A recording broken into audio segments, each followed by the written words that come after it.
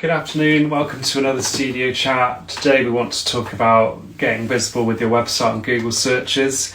Someone recently asked us, I'm not getting inquiries to my website, I'm not getting traffic, what do I do? So Rachel, how do we unpack that?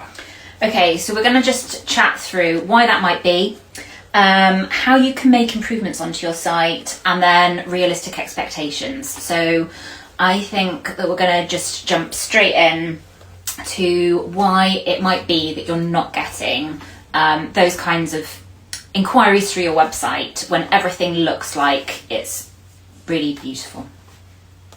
So essentially it's going to be to do with content. That's the number one issue that people face, and the reason for that is because Google wants to connect really good web pages with people's inquiries. So that's where we'll start. So we actually recently created a reel about this because it's really trendy for business owners to have a beautiful website with beautiful imagery and it doesn't have any words on it. And Google, it can't see your vibes, okay? It wants actual words on pages, people. It wants keywords and it wants them all over the place. And this is also true for generative AI, which is becoming more and more popular in terms of people looking for that information. And so you need to have things like your brand name, your keywords, your niche, your industry, the problems that you solve and who you help. And you need to be asked, thinking in your client's footsteps in terms of the kinds of questions that they are going to be asking, and populate your site with answers to those queries and those questions. Simon, do you have anything to add to that? Just think like a customer, think like your ideal client, what's driving them to make those searches and then reflect that. Okay, so Simon, when I look on the back end in our Google Search Console, what I notice is that our top pages are not our core service pages. What's going on there? So really it's just a reflection of what people are looking for and the fact that those blogs more accurately answer and... Whoa, you said the blog word there, Simon. Okay, so are you saying that actually what Google sees more than any other content in terms of our insights is blog content? Yeah, because those blogs, as I said, they reflect the intent of those searches. So they contain the answers that people are looking for, they contain the keywords, they contain advice. So actually that's more valuable than, say, a service page, which would rarely kind of unpack and get into the nuts and bolts of those questions. So yeah, blogs really do make a difference.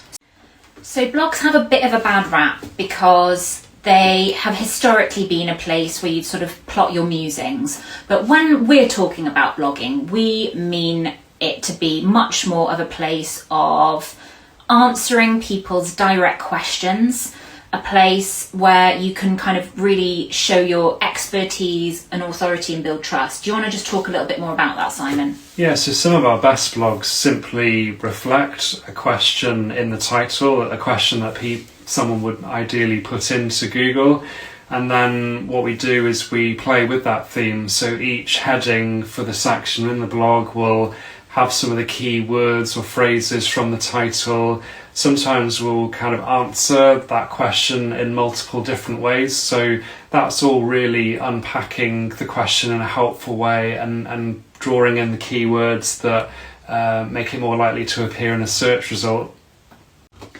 The thing that some people don't quite get though, Simon, is that how writing a blog, maybe it's about like 5 tips for this or answering somebody's question, how that is actually going to help them in a Google ranking for their business overall. Can you explain a bit more about that? Yeah, so the thing to remember there is it's not just one blog that will do that.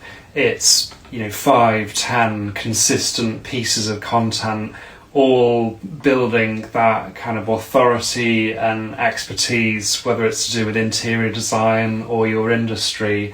And then what we do within those blogs is, we link to our service pages, we put in portfolio pieces where they're relevant to the blog. And so you create this web and this kind of lattice work that all underpins the fact that you're an authority in that area. And so it's that underpinning of that web that's building that overall picture. Okay, so be realistic then. How long does all of this take to have the desired impact and to start being picked up and noticed by Google?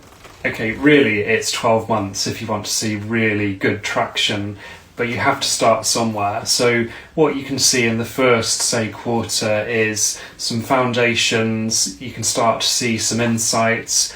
So in the kind of the middle phase, let's say, you can start using those insights. You can also be improving old content. And so you're starting to get this flywheel going. What you can't do is expect magic overnight. That's disappointing, isn't it? If you want that, it's too late. I'm really sorry, and you'd be better off doing paid advertising. So that's realistic. Okay. So we've worked with so many different business owners, and it is really, really common for them to feel like they just don't have the time to set aside to really think about the content on their website. They're not quite sure what it is that they're meant to be doing, and it all kind of feels quite overwhelming. And then also they don't necessarily feel like they've got the confidence to sort of really make inroads in this area. So we can help people, can't we, Simon? How can we help? Yeah, the first thing is helping you create a seasonal content calendar, which is highly focused on those things that people are searching for and really want to find out help with. So you can then take that and write the blogs yourself, or we can facilitate the copywriting, the publishing, optimizing. Something else that we offer are quarterly reviews, where we look into your Google Search Console insights and draw out things that can help you get further momentum. So if this interests you, drop us a DM.